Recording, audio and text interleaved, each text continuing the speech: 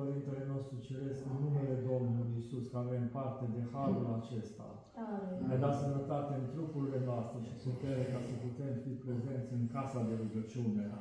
Te rog frumos să binecuvintezi întâlnirea noastră. Da, Doamne. Doamne Dumnezeule, în primul rând veni și ne cere iertare, Doamne, dacă ți-am întristat fața Ta, dacă am făcut ce nu trebuia să facem. Doamne, iartă-ne! Și ajută-ne așa cum am cântat, învață-ne a ierta toate și ca frați noi să trăim.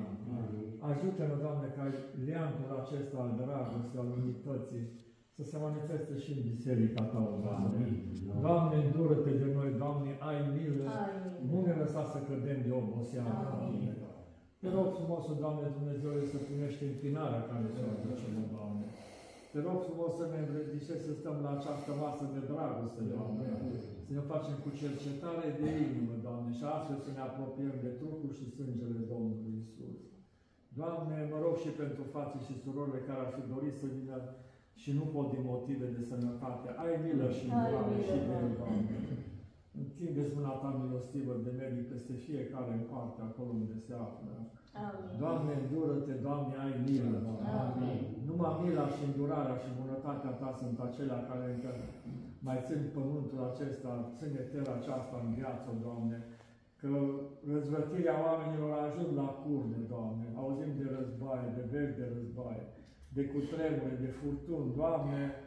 Ajută-ne să înțelegem că trăim vremurile de pe urmă și să ne apropiem tot mai mult de Tine, Doamne. Asta să fie scopul și ținta în vieții noastre, Doamne, ca să ne apropiem de Tine și să facem sfântă voia Ta.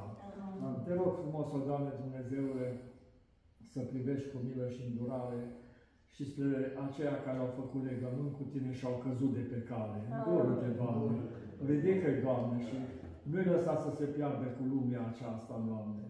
Ne încredințăm în brațul Tău și îți mulțumim pentru darul Tău sfânt, cu care ne vei binecuvânta și de data aceasta. Slăvit, preamărit și onorat să-ți fie numele, pentru că ești bun și în veac ține îndurarea Ta.